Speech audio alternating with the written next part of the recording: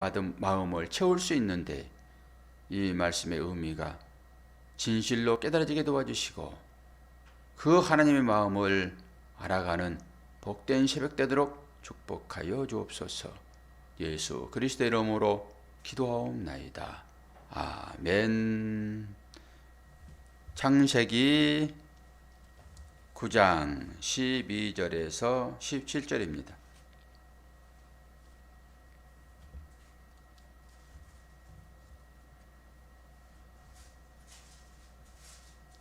창세기 9장 12절에서 17절.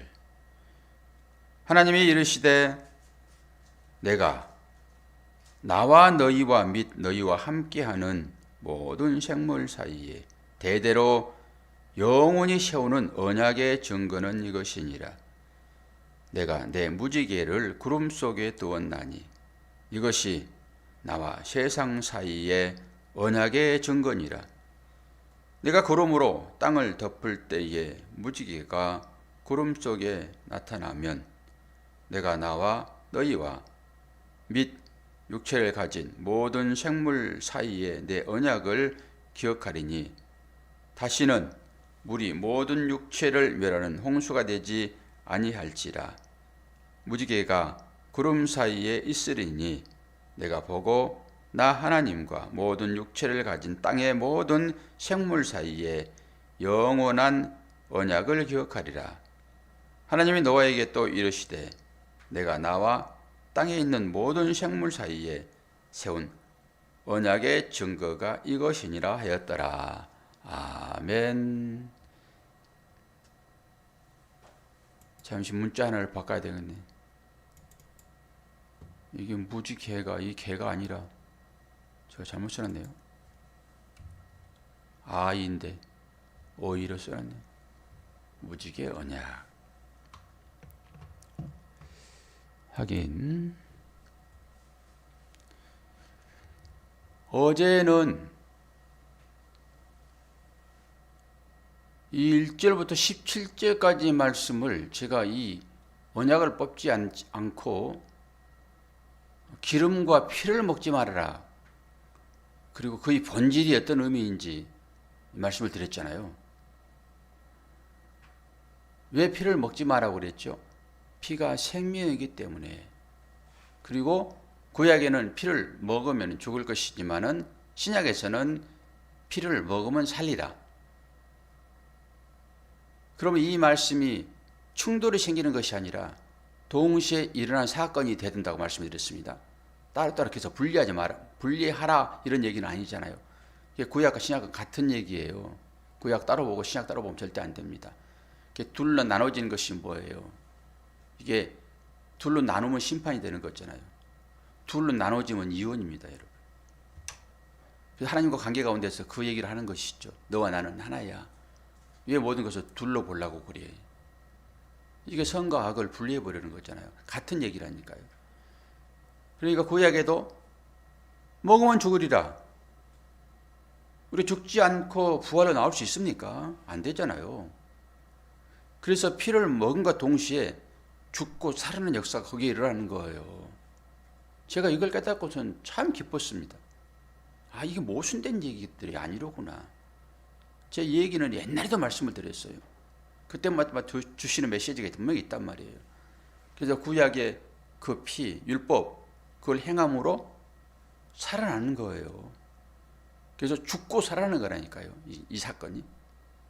그렇게 피를 먹지 말아라, 이것은 생명이다, 그걸 해석해 드렸고, 오늘은 이제 물로 모든 인류를 다 멸망시켰잖아요. 그리고 다시는 이제 물로는 심판하지 아니하리라 그러면서 약속이 주어지잖아요. 이 약속은 하나님께서 우리들과 세우신 약속이잖아요. 내가 너희와 언약을 세우리니 생물을 다시는 홍수로 멸하지 않겠다, 물로 멸하지 않겠다. 그러면서 그 증거가 뭐예요? 그 증거가 무지개란 말이에요. 무지개를 어디에 뒀습니까? 구름 속에요. 구름이 있지 않고서는 무지개가 뜰 수가 없습니다, 과학적으로도. 그리고 그 구름은 하나님의 임재를 상징을 해요. 그 안에 감춰졌단 말이에요. 과학적으로 보게 되면 물방울이잖아요. 물방울에 뭉친 게 구름이잖아요. 그 구름이 뭉쳐지면 비가 내리는 거고, 그 무지개를 볼 때마다 그 하나님의 그 심판을 상징하라는 거예요. 심판을. 그리고 또한 내가 다시는 이런 물로 심판하지 않겠다. 생명수로 주겠다라고는 의미가 있죠. 이제는 다른 얘기로. 그리고 이제 이 무지개란 뜻을 살펴봐야 되는데요. 이 무지개가 이게 언어로 보게 되면은 캐세트예요. 캐세트. 그러니까 이걸 영어로 보게 되면 보우예요. 보우. 영어는 보우. 그럼 보우하면 생각나는 게 있죠. 레인보우. 이게 여기서 나온 거란 말이에요. 레인보우를 캐세트라고 무지개라고 했단 말이에요. 보우예요. 보우. 무지개. 그것은 뭐예요? 활이에요. 활. 보우는 활이라고. 활. 원래. 그러면 물활이란 말이에요. 물활. 물활을 거기다가 하늘에다 드러났단 말이에요. 레인보우가 물활이에요. 물활. 구름활 이렇게 보기도 되고. 그럼 활은 뭐예요? 활은 병기예요. 병기. 그리고 그 활이 병사들이 다 쓰지만은 최후에는 왕이 가지고 있는 무기입니다. 그래서 여우가 왕이잖아요. 여우가 활을 들고 쏘는 거예요. 그게. 요거는 이제 실제인 것이잖아요. 그럼 이거를 이제 영적으로 풀어내야 돼요. 그 레인보우, 그 활을 왜 거기다 걸어놨는가? 이걸 봐야지 영적으로 풀어지는 거거든요, 이게. 다시는 이제 심판하지 않겠다라고. 활 자체가 무기잖아요. 이 심판이 어떻게 일어난 거죠? 거기에 십자가가 너무 정확하게 걸려 있는 거예요. 십자가가. 활은 이렇게 돼 있어요. 이렇게 돼 있어요. 하늘을 향하여 이렇게 돼 있단 말이에요. 달처럼 이렇게. 활 시가 밑에가 있고 이걸 당겨서 쏘는 거잖아요. 그럼 하늘을 향하여 쏠 수밖에 없어요. 그 자체가. 이걸 풀어내는 거죠, 이제. 아유, 무지개가 떴구나. 심판을 안 하겠네.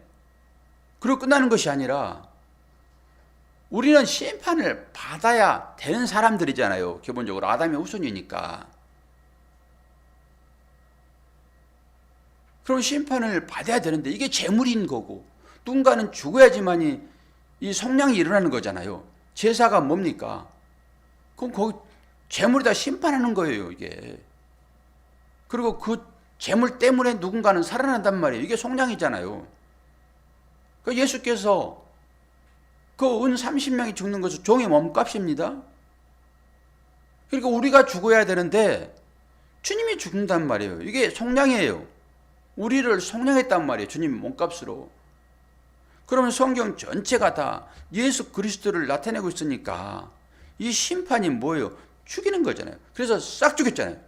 노아의 가족만 살려내고.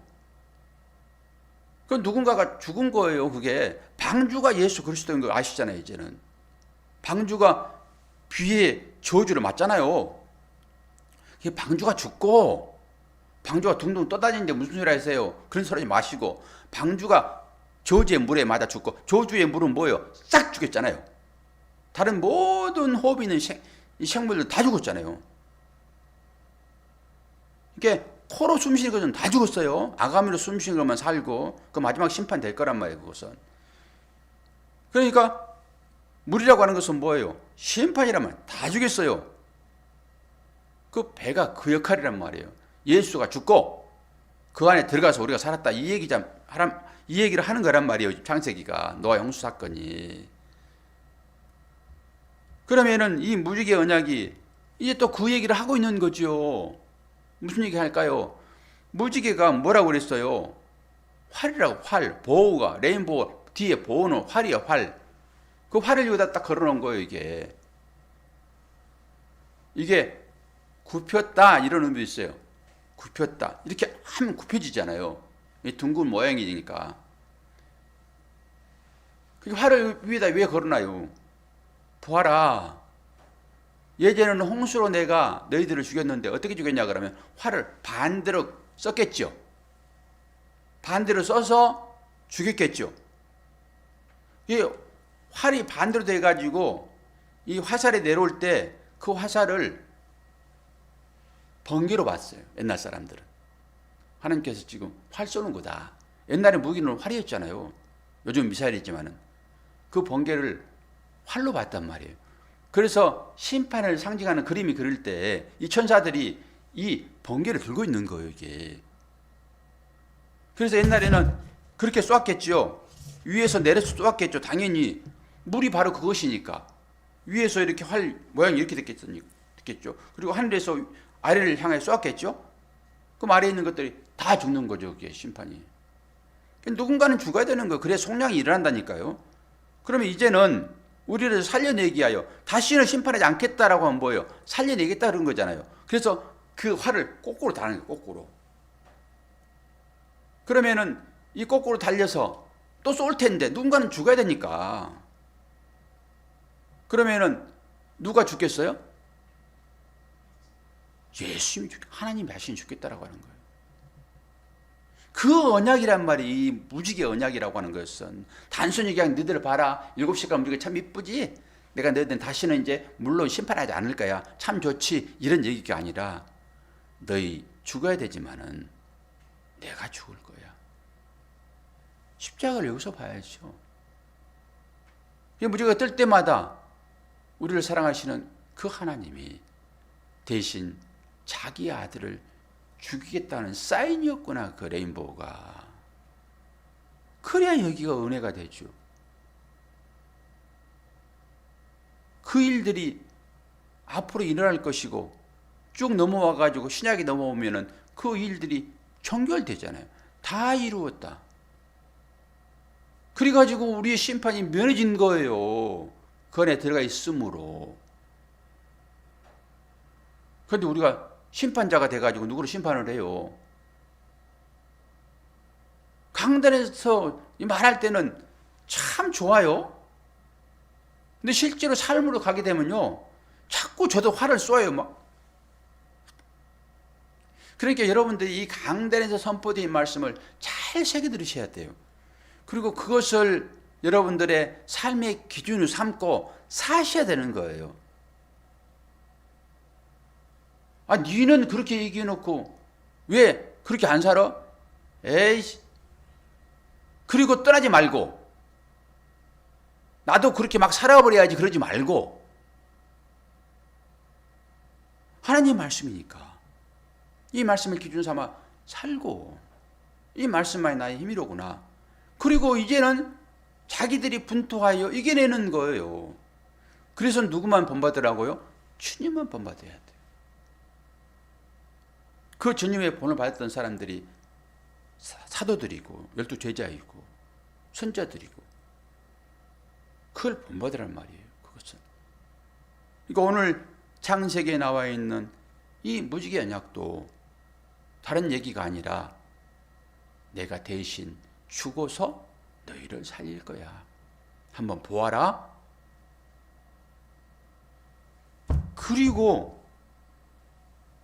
그 4000년 전에 그 일이 일어나는 거예요. 직접 주님이 이 활이 맞아 죽어버리는 거예요.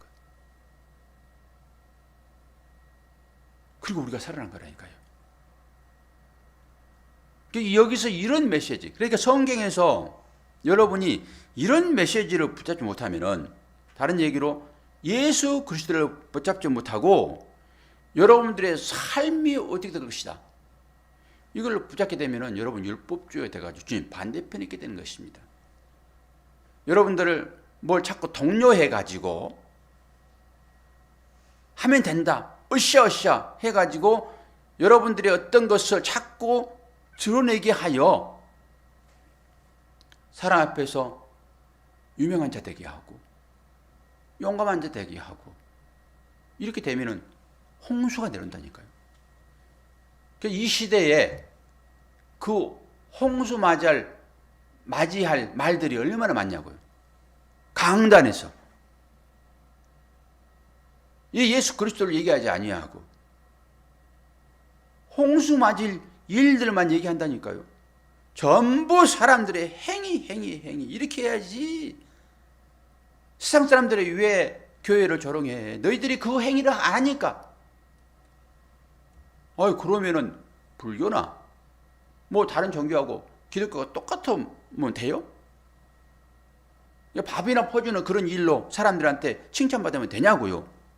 이 밥을 준 것은 사람이 떡으로만 사는 것이 아니라 하나님의 말씀으로 사는 것을 알게 하게 그 증거인데, 그게 목적이 되어버리니까 세상 사람들부터 그 일 하게 되면은 칭찬 듣고 박수 쳐줘. 세상에 박수 받으면 끝이에요.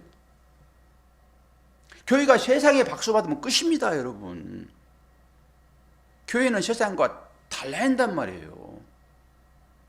우리가 살기를 그렇게 못 살더라도 이런 것을 여러분들이 꼭 인식을 하셔야 돼요. 그럼 마지막에는 그 삶으로 다 가게 될 것입니다. 그게 마지막 사막 아닙니까? 이 무지개 언약 잘 기억하세요. 다 여기에 포함되어 있습니다. 다 여기에. 주님이 얼마나 우리를 사랑하셨으면 당신이 그 화를 맞아 보이시냐고요. 이 은혜가, 이 알아짐이 우리한테 있느냐라고 하는 거예요. 이게 복음입니다. 복음은 예수 그리스도를 얘기하는 거예요. 복음은 점쳐가지고 앞으로 네가 어떻게 잘 될 것이다 이런 얘기가 아니라, 복음은 예수 그리스도를 얘기하는 거예요. 그리고 예수 그리스도를 믿는 사람들은 그분의 발자취를 따라가는 것이니까 당연히 내 이웃을 내 몸처럼 사랑하게 되어 있고 원수를 사랑하게 되어 있어요. 형제를 모방하거나 비방하거나 비난하게 되면 어떻게 한다고요? 십자가를 못 가는 거라고요. 속에서 이렇게 우라통이 올라와가지고 막 입에서 근질근질해도 꼭 참는 모습이 필요합니다. 오늘 또 그 하나님의 사랑과 은혜가 여러분의 삶을 풍성하게 하실 것을 믿습니다. 기도하겠습니다. 아버지 하나님, 아버지의 사랑과 은혜를 감사합니다. 말씀을 통하여서 우리는 하나님의 사랑을 알게 되고, 그 하나님의 사랑을 아는 자는 내 이웃을 내 몸처럼 사랑함으로, 또한 자기 자신을 비우는, 자기 자신을 부인하는 그 삶으로 나갈 때 이 언약이 우리에게 효용이 있을 것을 믿습니다. 다시는 심판하지 아니하겠다 하고 주님을 심판하심으로 우리를 구원하신 그 하나님의 사랑과 은혜가 이 무지개 언약에 있는 것인데, 무지개가 뜰 때마다 그 사랑, 그 은혜 고백할 수 있도록 도와주옵소서. 우리 형제들의 마음 가운데 원치 않는 것으로 인하여서 심란한 상태에 있는 형제들이 있습니다.